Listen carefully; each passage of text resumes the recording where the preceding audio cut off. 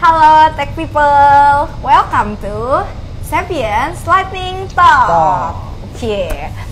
Oke, jadi Sapiens Lightning Talk ini adalah regular eventnya Sapiens yang biasanya kita singkat jadi XLT ya.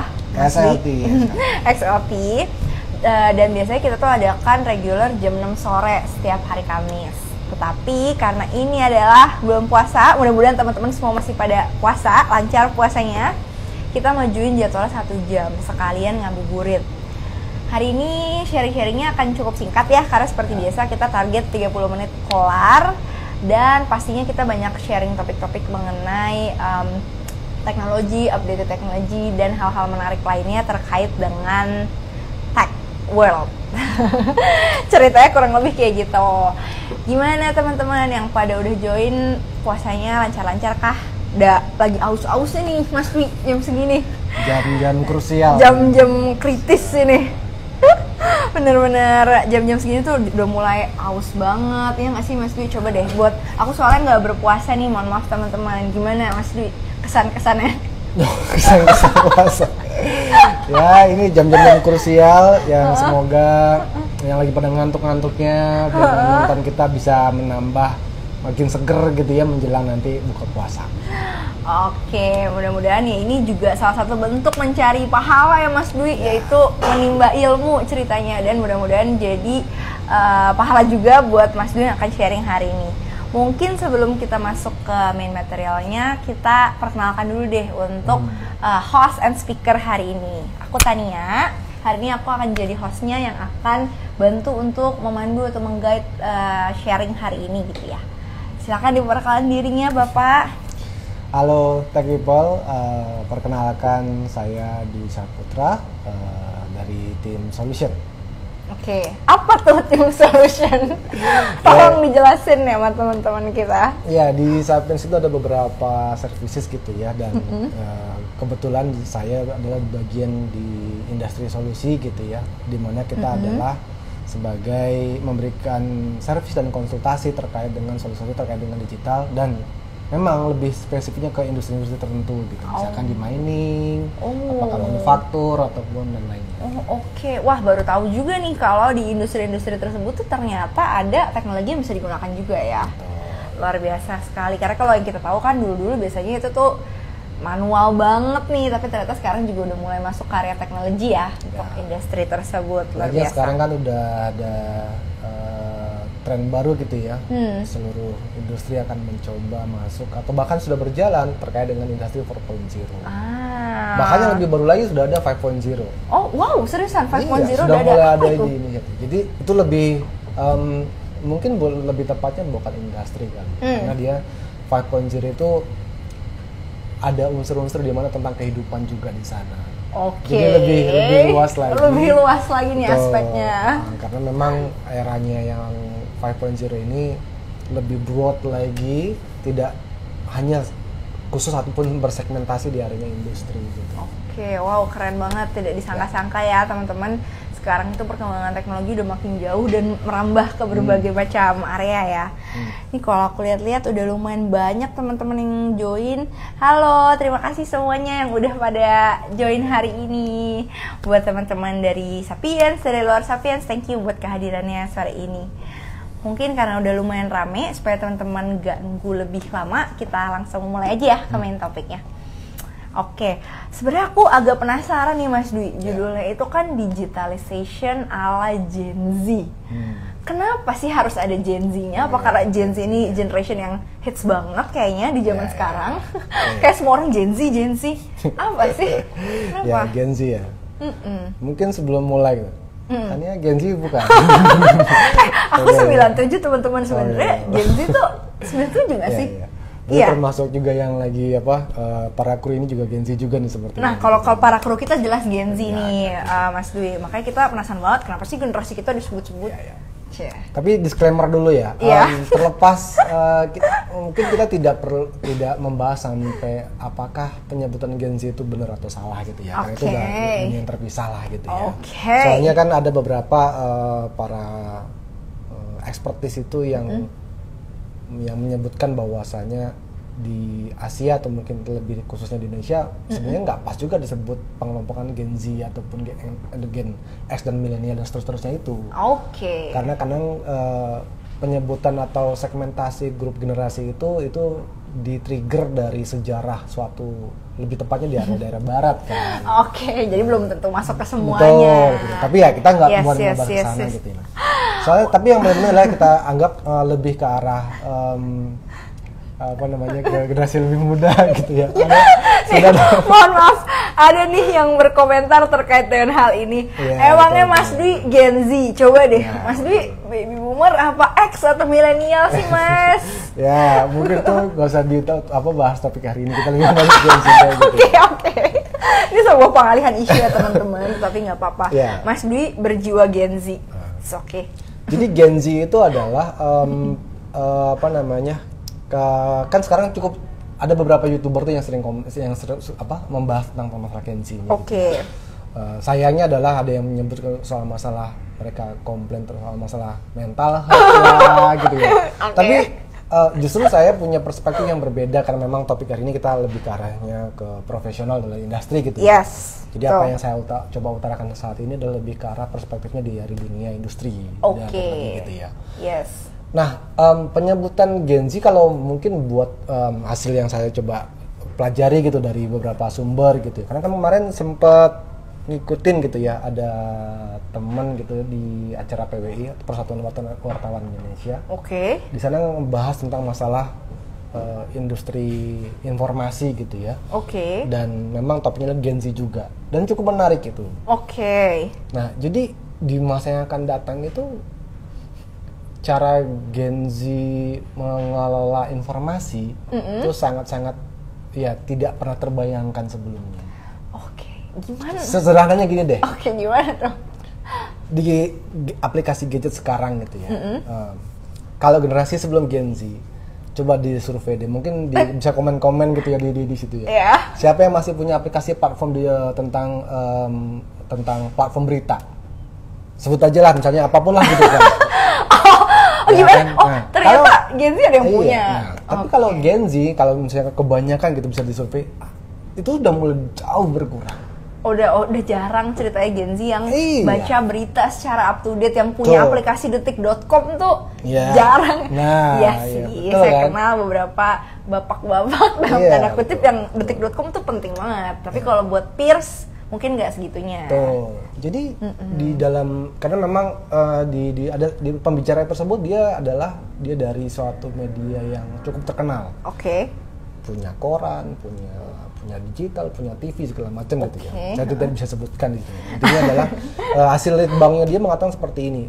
Gen Z itu di masa yang akan datang dia ciri khas Gen Z ya. Ciri khas Gen Z. Dia itu kalau mengelola informasi cukup melakukan nggak lebih daripada 3 menit. How come? Gimana? Dia membaca suatu video pendek itu adalah metode yang mereka adaptasikan cara mengkonsumsi informasi. Okay. Setelahnya dia akan mencerna sendiri terkait dengan apakah itu benar, apakah itu hoax ataupun lain-lainnya gitu ya. Jadi punya asosiasi sendiri ya. Betul. Karena mungkin itu kali ya. Sejak kecil udah diajarin scrolling terus gitu dari kan. kecil Jadi, sudah terekspos. karena memang Gen Z itu juga memang tidak mudah untuk dibeli gitu ya. Karena mereka nggak, contohnya sekarang kayak fashion gitu ya. Yes. Udah kalau dulu kan kita mesen arah trennya ya udah western banget lah gitu. Yeah. Kalau sekarang ada yang ke Korea, ada yang Jepang, ada yang kemana-mana, kayak yang punya pride lokal dan segala macam. Yes, mungkin karena akses ke informasinya juga jauh lebih luas ya. Betul, dibandingkan betul. dulu, jauh lebih tech savvy lah Betul. anak-anak Gen Z itu. Jadi ada yang nyebut Gen Z itu dengan generasi digital, Yes. ada yang nyebut generasi algoritma. Waduh, apa sih bedanya generasi digital dan generasi algoritma? Kalau dari point of view-nya Mas Dwi. Ya. Kenapa ada yang nyebut mereka itu generasi algoritma? Karena gini, tadi dari dia kecil gitu ya sudah dipaparkan dengan banyak teknologi gitu ya. Iya, memang iya sih. Luar Umur biasa. berapa tahun udah dikasih YouTube Kid misalkan. Iya, segala iPad. macam. Akhirnya apa coba? Padahal platform-platform yang sering dipaparkan kepada Gen Z itu adalah dia punya algoritma sebenarnya. Oke. Bayangkan aja gitu kan.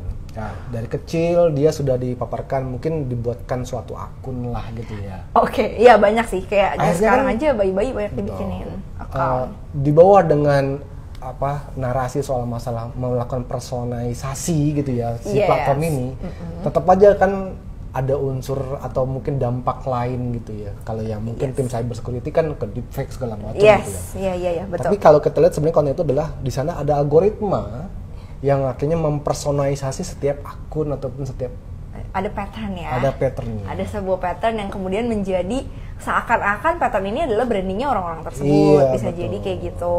Jadi Gen Z itu bisa dibilang ya memang kenapa disebut dengan algoritma, karena memang platform tadi kan udah ada algoritmanya meng-capture, ya. Betul. Ketika dia scrolling tanpa dia harus ngetik, kenapa dia enggan untuk menginstall platform berita, dengan dia scroll di sosmed aja, dia langsung muncul sendiri dengan apa yang menjadi persona yang cocok buat dia ini. Betul. Makanya tidak cuma butuh waktu 3 menit untuk dia mendapatkan informasi, selebihnya dia akan proses sendiri di otaknya terkait dengan yang tadi. Gitu benarnya Gen Z. Keren banget ya, keren banget si Gen Z ini tuh. Masalahnya sekarang orang-orang tuh udah sangat-sangat based on preference sih Mas. Maksudnya kayak kalau kita buka sosmed ya segala sesuatunya memang kita harus akuin Gen Z itu paling banyak punya sosmed dibandingkan sama generasi-generasi lainnya. Betul.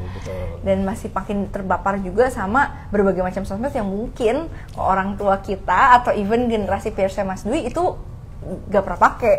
Sama halnya yang dulu dipakai sama Mas Dwi dan teman-teman, mungkin kita juga nggak pakai karena sekarang udah makin canggih lagi, segala-galanya udah makin keren lagi lah.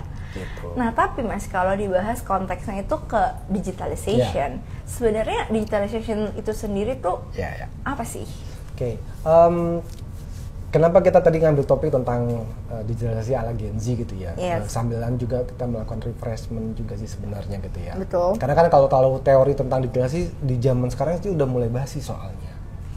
Sebenarnya kalau terlalu easy buat para Gen Z itu untuk mencari apa sih definisi digitalisasi gitu ya. Nah, sebenarnya poin sore hari ini adalah kita mungkin sedikit merefresh tentang digitalisasi, tapi lebih ke arahnya bagaimana mempraktekkan atau bagaimana mengimplementasi digitalisasi yang lebih cocok buat si Gen Z. Oke. Shortnya atau pendeknya lah, digitalisasi itu adalah ya semacam kayak journey lah ya. Journey di mana ada proses adaptasi di sana, menggunakan teknologi buat kalau di dunia industri atau profesional gitu ya, melakukan adaptasi yang sangat cepat. Sehingga bisa melakukan organisasi kolaborasi baik itu internal maupun eksternal gitu ya, dan itu bisa menghasilkan suatu value yang baik, yang baru gitu ya, baik untuk contoh gitu ya, membuat suatu produk baru atau mengimprove suatu produk agar lebih cocok dengan customer sehingga dan meningkatkan layanan dan lainnya. Lalu yang kedua adalah ada new capability yang baru gitu dengan melakukan digital transformasinya itu ya. Transformasi itu adalah memang ada capability baru yang tercipta gitu ya. Yang pasti ujung-ujungnya adalah memberikan manfaat gitu ya. Dan kalau di zoom lagi ada 3 state digital transformasi tadi itu. Biasanya gitu ya. Pertama melakukan digitisasi dulu. Digitalisasi itu kayak memperbanyak data acquisition lah gitu kan. Yang manual, yang analog, dijadikan digital. Banyak informasinya dulu ya. Betul. Ketika melakukan digitalisasi baru berbentuk suatu proses baru yang dimana dulunya pekerjaannya ada butuh waktu 10 hari sekarang jadi 5 hari. Udah makin simplify, lebih dipercepat. Sampai yang terakhir menjadi transformasi. Nah, transformasi itu adalah bahkan ekstrimnya sampai menciptakan bisnis model baru. Mungkin kayak sekarang udah mulai banyak kayak bisnis-bisnis yang di kantor-kantor itu menerapkannya segala sesuatu berhubungan dengan AI kali gitu ya Mas, salah satu contohnya. Sehingga hal-hal yang tadi itu ya kalau dulu kita mau nyari informasi sesuatu kita harus cari kemana-mana, tapi sekarang kita bisa ketik aja di ChatGPT. Kayak yang sekarang mungkin ini ya, Copilot ya udah mulai pakai ya sekarang ya. Jadi sangat-sangat cepat ya, segala sesuatu bisa dicari. Mengingat segala sesuatunya itu sangat mudah didapat, terus udah gitu juga informasi itu sangat gampang didapatkan di mana-mana. Sedangkan belum tentu nih kita itu cukup bijak lah untuk menggunakannya. Menurut Mas Dwi, apa sih do's and don'ts yang sebenarnya harus diperhatikan nih sama para Gen Z untuk melakukan dalam tanda kutip digital transformation yang sukses dan safety juga. Gimana tuh? Jadi beberapa sumber gitu kalau yang kita baca-baca gitu ya. Tadi kan kita sempat menyinggung soal masalah karakteristik daripada Gen Z gitu ya. Yes. Dia itu yang tipenya cepat dan segala macam gitu ya. Sebenarnya Gen Z itu kalau di digitalisasi dia di model sekarang dibandingkan dengan yang dulu ya. Kalau dulu problemnya kan selain kita kan infranya belum ada kan, kalau melakukan digitalisasi kan harus semua terkoneksi. Semuanya gitu terkoneksi ya. Connectivity menjadi problem infra lah gitu ya. Yes. Lalu yang keluhan-keluhan dari para pebisnis di dunia itu soal masalah change agent kan. Change agent untuk berubahnya. Untuk merubahnya karena memang generasi sebelum Gen Z itu banyak banyak melakukan rejection, menolak untuk berubah, takut pekerjaannya jadi hilang gitu-gitu. Iya, yang nggak mau pakai teknologi yang baru. Sehingga banyak banget alasan yang menyebabkan sehingga digitalisasi itu menjadi terhambat gitu kan. Tapi kalau di Gen Z ini porsi itu tuh udah mulai hampir nggak ada. Iyalah, justru orang-orang excited banget kalau ada hal baru yang mempermudah pekerjaan mereka. Jadi porsinya itu kalau ngomongin di areanya Gen Z itu area change manajemennya itu bukan soal masalah bagaimana membangun suatu ability untuk melakukan change. Tapi kalau di Gen Z itu loh, bagaimana memberikan personalisasi ya sesuai dengan karakter tadi. Jadi justru bangun brandingnya seseorang based on their preference and algorithm. Jadi kalau beberapa saran-saran dari kayak beberapa yang praktisi digital gitu ya. Kalau Gen Z itu dikasih itu, kalau misalkan dia ada suatu problem lah gitu kan, lebih banyak kita bertanya ke dia, menurut dia gimana solusinya, lalu berikan agar dia mengekstrak idenya. Justru dikasih ruang ya, dikasih ruang, betul. Karena gini, ide dia mungkin di awal akan terlihat seperti kayak masih cetek banget nih gitu kan. Percayalah, itu harus dipupuk terus supaya keluar terasah gitu. Kalau seandainya dia baru sedikit sudah sudah kita selipi dengan instruksi, itu sebaiknya kayak harus kayak gini. Arahkan terlalu banyak diarahin segala macam, lama-lama itu malah justru membuat dia jadi nggak berkembang. Betul, karena kreativitasnya seakan-akan dimatikan ya. Iya. Gimana nih? Ya betul, sebenarnya mungkin nggak bermaksud mematikan. Gitu. Kadang dunia bisnis kan ingin bisnis just bisnis lah gitu. Business is just business. Bukan yayasan gitu kan. Betul. Tergantung lihat situasinya. Betul. Nggak ada waktu lagi untuk memberikan belajar dulu gitu. Tapi memang tiny habit itu kalau bahasanya itu adalah homeostatiknya buat Gen Z. Betul, karena aku pernah baca juga nih kalau misalkan Gen Z itu mereka adalah generasi yang sangat-sangat menghargai ketika mereka diberi space atau ruang untuk berkreasi dan memberikan impact. Jadi sejalan tuh sama yang tadi Mas Dwi bilang, kalau misalnya kita pupuk terus, sama aja kita ngasih dia ruang untuk berimpact kepada sesuatu. Karena itulah yang membuat Gen Z itu di lingkungan profesional itu membuat mereka bertahan dan juga merasa diapresiasi. Ownership nilainya gitu ya. Ownershipnya, jadi kayak punya ruang lah dibandingkan cuma jadi doer aja atau penerima instruksi aja ya. Jadi kalau misalkan ini buatannya buatannya si Dias gitu kan, Dias. Maka itu kalau diterus-terusan seperti itu gitu kan, ditambah dengan feedback, adanya namanya feedback sandwich namanya. Feedback sandwich, Itu buat Gen Z tuh. Apa tuh feedback sandwich? Itu nanti dibahas terus aja. Kita kaca aja. Itu buat topik berikutnya lah gitu. Gimana contohnya Mas, feedbacknya gimana tuh? Feedback sandwich itu kalau Gen Z itu gini, intinya tentang apresiasi lah gitu ya. Cara memberikan agar tidak terlalu instruksi banget gitu ya. Yang metode cara mengkomunikasi dengan Gen Z itu dengan tadi ada pembukaannya, terus dagingnya baru ditutup. Harus ada opening, main, and closing dulu ya. Baru bisa ditangkap nih sama mereka. Karena gini ya, Gen Z itu emang punya karakter yang unik ya. Itu kan juga hasil karyanya para generasi milenial ya gitu kan. Kan generasi milenial punya anak Gen Z tuh. Bentuknya Gen Z. Terus punya adik Gen Alpha gitu kan. Wah, sekarang udah ada gen baru lagi ya. Iya, betul. Luar biasa Gen Alpha. Nah, untuk menciptakan digitalization yang sukses kan berarti kurang lebih seperti itu ya. Kita berikan ruang, kita berikan feedback dengan cara yang baru lah ya supaya bisa diterima sama Gen Z. Tapi sebenarnya challenge-nya apa sih? Karena kan again kita tahu ya Gen Z ini adalah generasi yang unik, tapi mereka juga adalah generasi yang kritis. Mereka tuh berani mengkritik, terus kesannya jadinya karena kita berani speak up dan mengkritik, dikit-dikit jadi everything tuh jadi masalah gitu. Kayak kita care sama mental health kita, buat orang-orang tuh kayak kalian lemah gitu. Gimana tuh challenge-nya? Ya, memang akan panjang debatnya kita. Apalagi yang ngomong itu ada generasi milenial gitu kan, yang dulu mereka hidup di ketika masa transisi gitu ya. Sebelum ada handphone gitu kan, kaset masih pakai puter-puter, sekarang tinggal play gitu kan. Itu kan jadi sangat-sangat bapak lo dulu nih gini ya. Gitu kan. Oke, jadi challenging-nya buat Gen Z itu adalah pasti nomor 1, security. Oke, gimana tuh? Elaborasi coba. Bayangin dia dari bayi udah dipaper sama digital, terekspos privasinya dia. Betul banget, terutama kalau orang tuanya nggak wise ya dalam memberikan kayak anak bayi udah di fotonya di-upload terus nih, dibikinin account danger guys. Jadi nomor 1 ya pasti ya tentang security gitu ya. Tentang security. Itu nomor 1 yang menjadi challenging-nya buat di masa yang akan datang gitu ya. Yang kedua adalah terlalu banyaknya digital itu kadang membuat jadi gampang terdistract.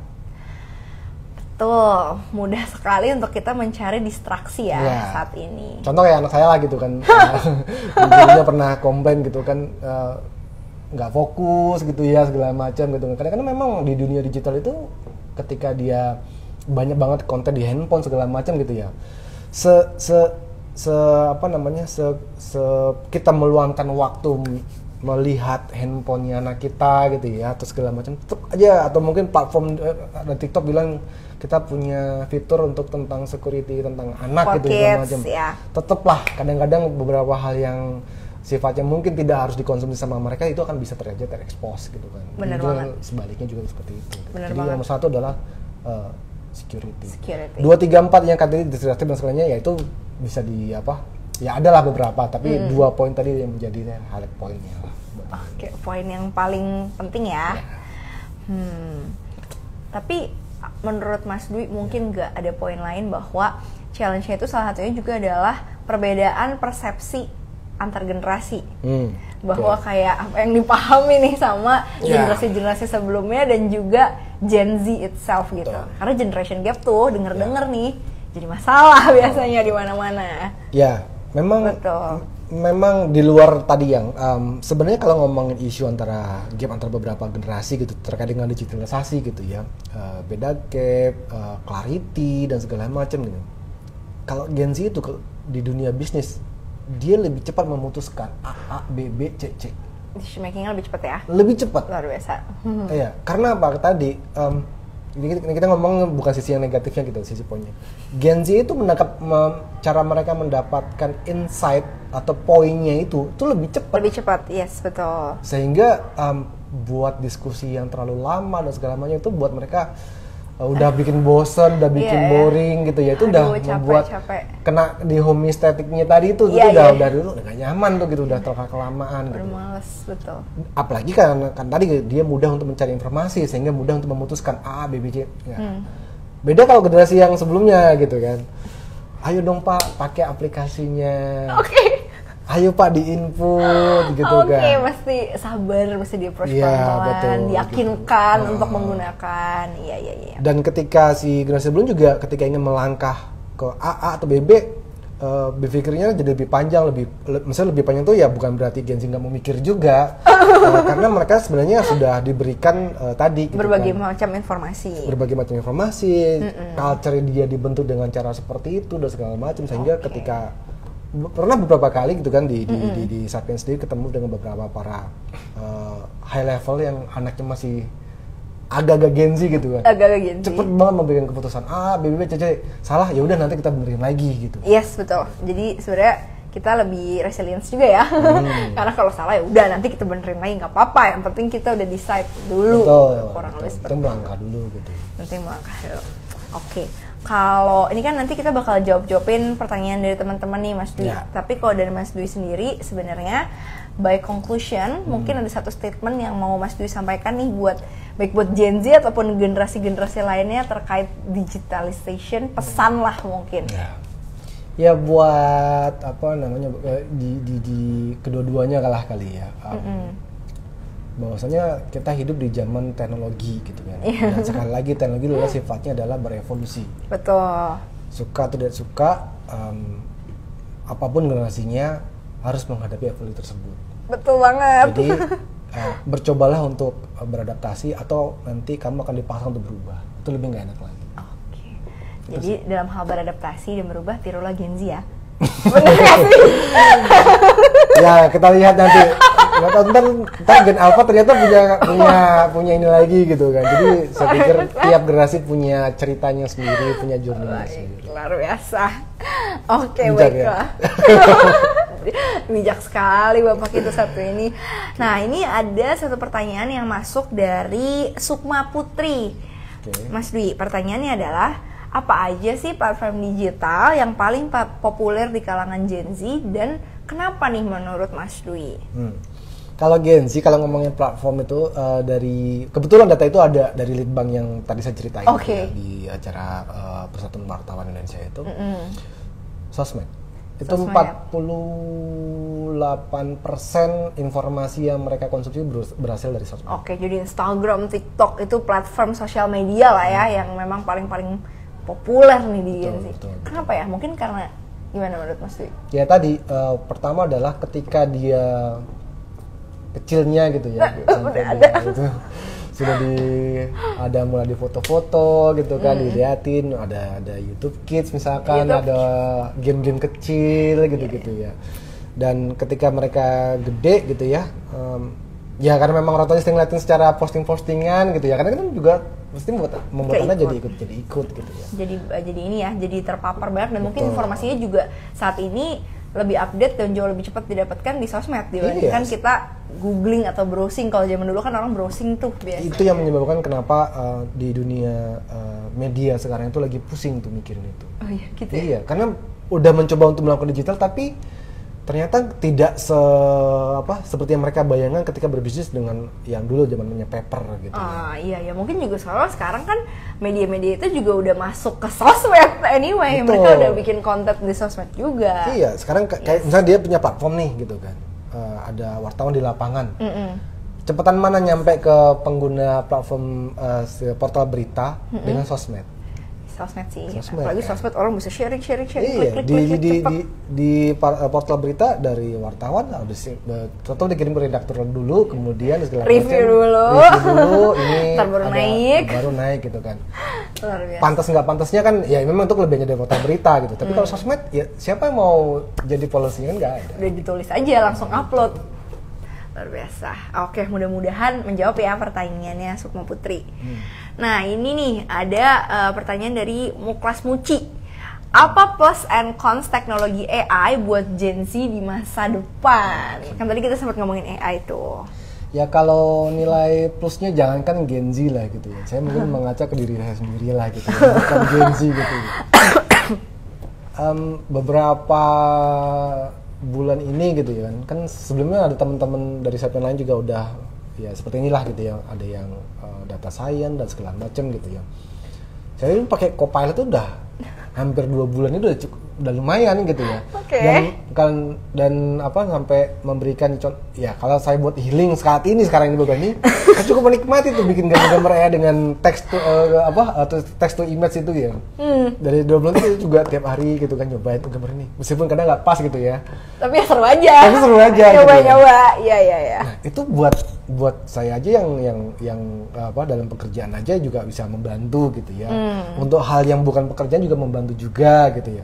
Apalagi buat Gen Z yang mereka harus penuh dengan kreativitas dan segala macam, pasti AI kalau dibilang poin plusnya adalah yaitu menjadi salah satu tools yang mendukung dengan karakternya mereka. Consnya apa? Ya kalau consnya aja udah ya. Kan pernah sudah ada yang memberikan postingan juga kan ya para praktisi teknologi bahwasanya AI ini nih bisa menjadi monster juga gitu. Betul. Itu udah banyak menjadi concern tuh sekarang. Ya, gitu. Jadi kalau ngomongin consnya itu adalah kita nggak tahu apa yang akan terjadi di masa yang akan datang gitu dengan si AI ini. Oh ya, jadi kita belum saat ini tuh areanya AI ceritanya masih gelap nih, Muci, sehingga masih nikmati, masih hype-nya kita masih nikmati itu, tapi kalau di masa depan ya kita nggak tahu nih apakah kita nanti justru terdisrupt oleh AI, we never know yang kayak gitu-gitu. Sehingga ya karena areanya masih gelap, kita belum tahu banget gitu ya apa yang akan terjadi. Thank you pertanyaannya Muci. Nah, yang selanjutnya ini pertanyaannya, bagaimana Kak cara mengelola terkait chat AI dari penggunaan untuk Gen Y? Mungkin yang nanya Gen Y nih kayaknya. Yang nanya kayak Gen Y dan menanya gimana sih caranya supaya kita bisa mengelola chat AI. Kalau persepsi aku sih, chat AI mungkin kayak chat GPT, maksudnya tuh gitu kali ya, chat GPT yang semua informasi tuh kayak in one click you can get it gitu. Apakah perspektif bisa membantu untuk hal tersebut? Ya, buat Gen Y atau mungkin gen sebelumnya lah gitu ya.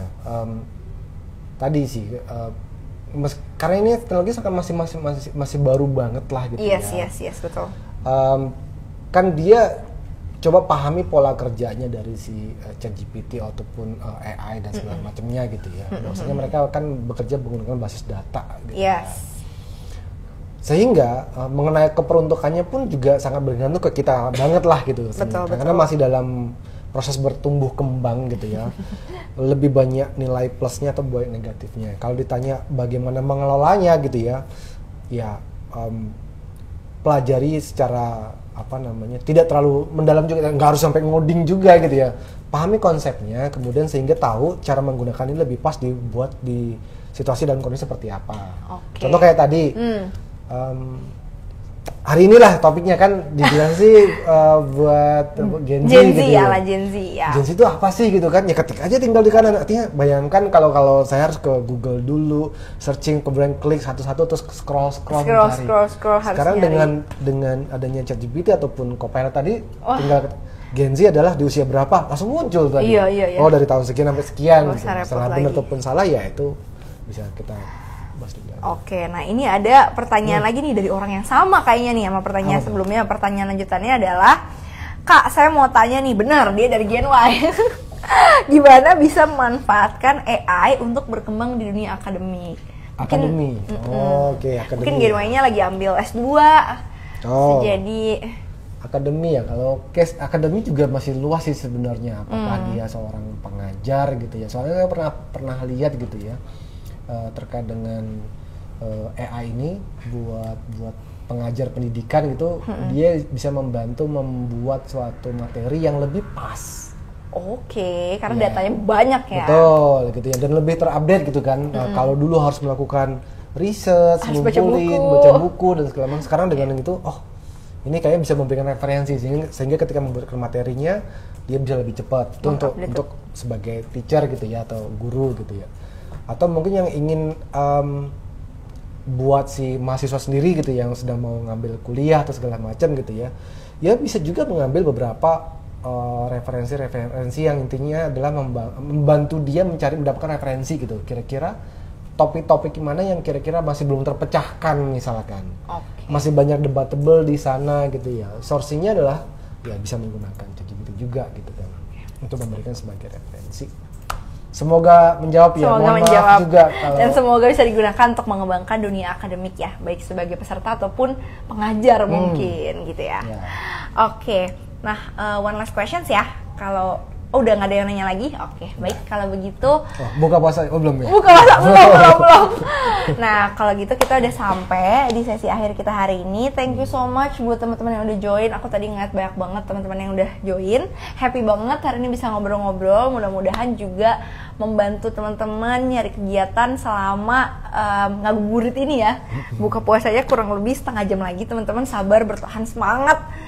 Jangan batal dulu, jangan Mas ini udah nanya tadi udah buka ya? Enggak, sabar, kita tunggu 30 menit lagi. Oh, apa nih?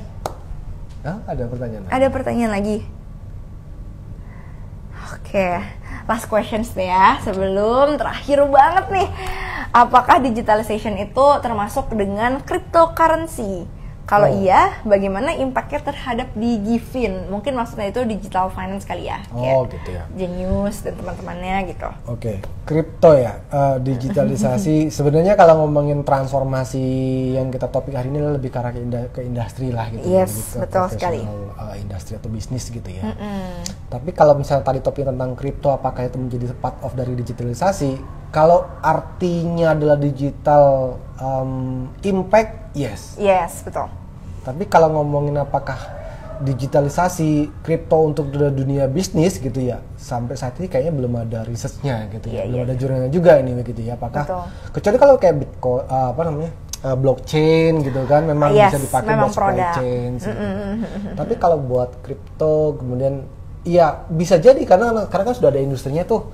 Kalau nggak salah apa sih toko kripto atau apa gitu udah banyak. Sudah ada bisnisnya gitu. Artinya ya itu menjadi salah satu objek gitu ya untuk dijadikan sebagai suatu bisnis di era zaman sekarang. Yes. Nah kalau misalkan apakah part of dari digitalisasi ya tadi gitu ya. Kalau digitalisasi adalah lebih ke arah definisinya digital transformasi, itu adalah lebih tepatnya yang ini transformasi gitu ya buat industri. Tapi kalau kripto lebih ke objek bisnisnya. Di masa yang akan. Oke, baiklah. Luar biasa. Gitu. Semoga menjawab ini yang nanya PKPJN 2000. Siapapun Anda. Tahun 2000 ya. Gitu. Terima kasih atas 2000 kali ya. Makasih atas pertanyaannya, mudah-mudahan terjawab sama Mas Dwi tadi. Oke. Sudah cukup untuk hari ini. Mudah-mudahan teman-teman sekarang bisa siap-siap buat buka puasa. Happy-happy terus. Thank you so much Mas Dwi udah sharing hari ini. Semoga teman-teman dapat ilmu yang bermanfaat hari ini. Thank you. Kami undur diri. Dadah.